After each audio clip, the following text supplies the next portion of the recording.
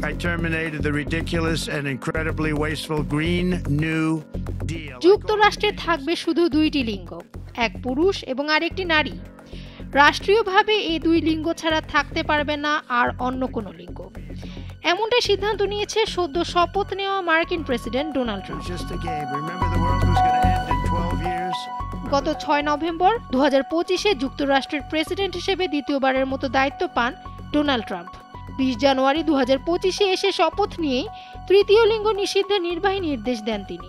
সেই সাথে বাতিল করেন বাইডেনের করা এলজিবিটিকিউ সুরক্ষা ও বৈচিত্র্য কর্মসূচি। এ নিয়ে তীব্র প্রতিবাদ জানিয়েছে যুক্তরাষ্ট্রের তৃতীয় লিঙ্গ অধিকার রক্ষাকারী সংগঠনগুলো। আবার অনেকে এটিকে সাধুবাদও জানিয়েছেন।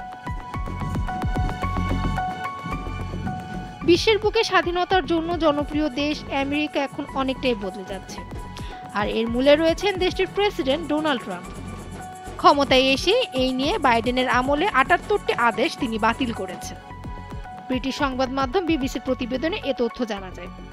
এর মধ্যে উল্লেখযোগ্য একটি বিষয় হয়ে দাঁড়িয়েছে এলজিবিটিকিউ নীতিটি। এই নীতি বাতিল করে ইতিমধ্যে এ সংক্রান্ত আইনে স্বাক্ষরও করেছেন ডোনাল্ড ট্রাম্প। সংবাদ মাধ্যম রয়টার্স বলছে, সোমবার শপথ গ্রহণের পরেই বিভিন্ন নীতিমালা বাতিলের পাশাপাশি এলজিবিটিকিউ নীতিকেও দ্রুত বাতিলের নির্দেশ দেন প্রেসিডেন্ট ডোনাল্ড ট্রাম্প। এই নির্দেশ অনুযায়ী সরকার কর্তৃক ইস্যু করা যে কোনো নথিপত্র, যেমন পাসপোর্ট কিংবা ভিসাতে জেন্ডার শব্দটি বাদ দিয়ে সেক্স শব্দটি ব্যবহার করতে হবে। সেক্ষেত্রে বিকল্প হিসেবে শুধুমাত্র দুইটি লিঙ্গ থাকবে, একটি নারী, অপরটি পুরুষ। এর পূর্বে বাইডেন আমলে যুক্তরাষ্ট্রে ট্রান্সজেন্ডারদের পাসপোর্ট লিঙ্গের জায়গায় এক্স লেখার সুযোগ ছিল, কিন্তু ট্রাম্পের আমলে এখন আর সেই সুযোগ নেই, যার ফলে বন্ধ হয়ে যাবে তৃতীয় লিঙ্গের অর্থায়নের জন্য করা সকল সরকারি ক্ষেত্রগুলো।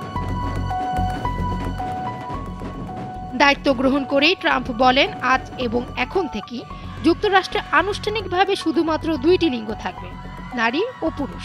বাতিল করা 78টি আইনের মধ্যে বর্ণগত সমতা, সমকামী ও ট্রান্সজেন্ডারদের বিরুদ্ধে বৈষম্য মোকাবেলায় প্রায় 12টি ব্যবস্থা অন্তর্ভুক্ত ছিল। কৃষ্ণাঙ্গ, হিস্পানিক, আদিবাসী আমেরিকান, এশিয়ান আমেরিকান এবং প্রশান্ত মহাসাগরের দ্বীপপুঞ্জের বাসিন্দাদের সাহায্য করার লক্ষ্যে অন্যান্য আরও বেশ কিছু আদেশও বাতিল করেছেন ট্রাম্প। অন্যদিকে যুক্তরাষ্ট্রের সবচেয়ে বড় এলজিবিটিকিউ অধিকার সমর্থক গোষ্ঠী মানবাধিকার ক্যাম্পেইনের সভাপতি কেলি রবিনসন জানিয়েছেন, আমরা পিছিয়ে যাব না কিংবা ভীত হব না।